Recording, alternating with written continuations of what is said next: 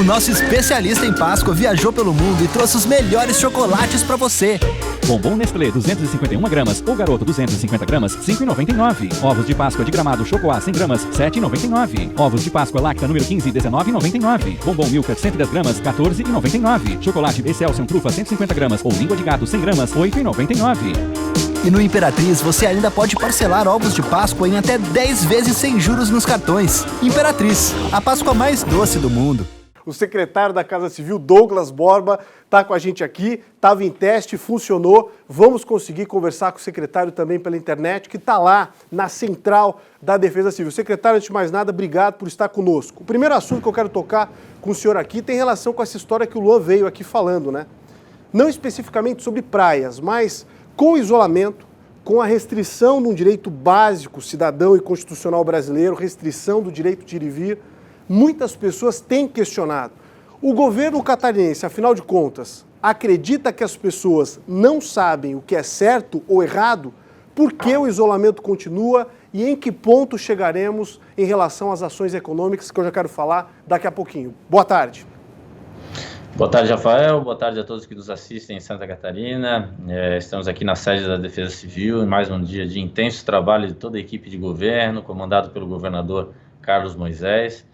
Nós entendemos que passadas essas 3 primeiras semanas de isolamento social, as pessoas já têm a percepção de que a pandemia é algo de fato sério, é algo de fato que vai, infelizmente, tirar muitas vidas em Santa Catarina, no Brasil, assim como já acontece no mundo, e por isso a gente precisa incentivar e esclarecer cada vez mais as pessoas que nos assistem das medidas de restrição social, as medidas que devem ser impostas pelo governo e que sejam respeitadas pela população, porque a gente de fato não está num momento de fantasia, né? Isso é importante a gente reiterar aqui a cada instante, Rafael.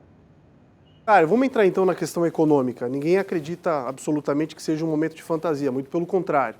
Mas agora, nesse momento em que há já centenas de microempreendedores, principalmente, demitindo pessoas e com a corda literalmente no pescoço, o que o governo efetivamente faz em relação a esse posicionamento? Nós não vimos, infelizmente, corte de ICMS, seria o mais básico, em relação a combustíveis, em relação à luz, em relação à água, em relação à indústria, ao comércio. Não vimos cortes expressivos, nem mesmo sinalização disso na alta cúpula do Poder Executivo. Alguma coisa nesse sentido está sendo pensada por um curto período de tempo, sei lá, 3, 4 meses, para que dê um fôlego também e ajude no combate à crise ou não?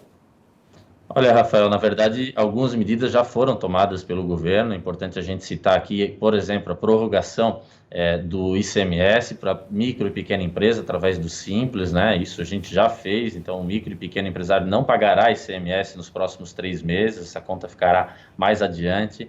Aqueles mais necessitados, nós também estamos com políticas na Celesc de redução e até mesmo isenção de tarifa de energia elétrica nesse momento de crise e enfrentamento. Então nós temos medidas econômicas, colocamos no Badesc 50 milhões de reais para serem acessados pelo pequeno empresário, né, com crédito de até 150 mil reais. O governador Carlos Moisés esteve ontem em contato com o BNDES para a liberação de um valor ou de recursos a maior para que a gente possa colocar ainda mais recursos no mercado catarinense, nessas empresas que precisam de fato buscar alguma solução desse período em que as atividades são reduzidas ou até mesmo que as atividades estão proibidas. É importante dizer, Rafael, que o governo do estado tem muita responsabilidade na tomada de cada decisão. Nós estamos buscando cada vez mais o equilíbrio entre saúde e economia. Nós somos o primeiro estado do Brasil a paralisar as atividades para fazer aquilo que a Organização Mundial da Saúde, aquilo que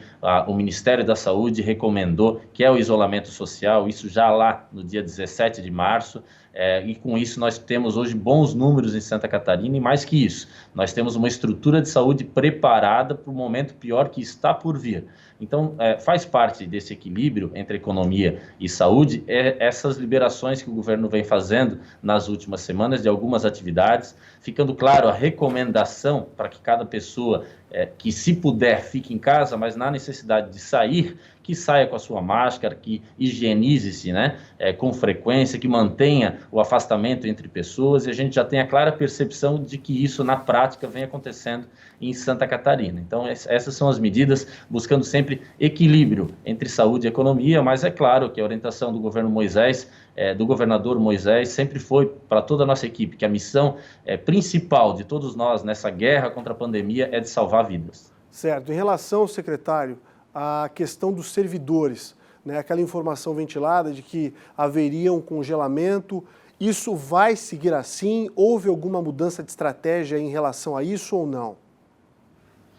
Bom, em relação ao servidor público estadual, ontem nós tivemos uma primeira proposta da Secretaria de Estado da Administração no tocante a uma série de medidas de contingenciamento, de restrição à política salarial do Estado, né? É importante dizer que os demais poderes já fizeram um movimento similar na última semana e o governo do Estado deve acompanhar com medidas ainda mais significativas no tocante a política do servidor público estadual. É importante dizer também que o retorno às atividades do setor público, o governador ontem em entrevista coletiva foi questionado a respeito. A gente está trabalhando durante todo o final de semana aqui para formatar uma medida em que o servidor público, sobretudo daqueles municípios que há uma dependência maior das pessoas estarem fisicamente nos órgãos públicos, possam retornar às suas atividades com segurança, né? Então, a respeito do servidor público, a gente tem um final de semana ainda de muito trabalho aqui para chegar à normatização a ser explicada a todos na próxima segunda-feira. Obrigado, secretário. Douglas Borba, né, chefe da Casa Civil em Santa Catarina, tem tomado ações, né, muito importantes em relação ao combate à epidemia aqui no Brasil e também especificamente no nosso estado. Secretário, obrigado, bom trabalho. A nossa torcida é por medidas sempre coerentes e pensando, né, evidentemente, nos catarinenses. Muito obrigado. Obrigado, Rafael. Um abraço a todos e lembre-se, se puder, fique em casa.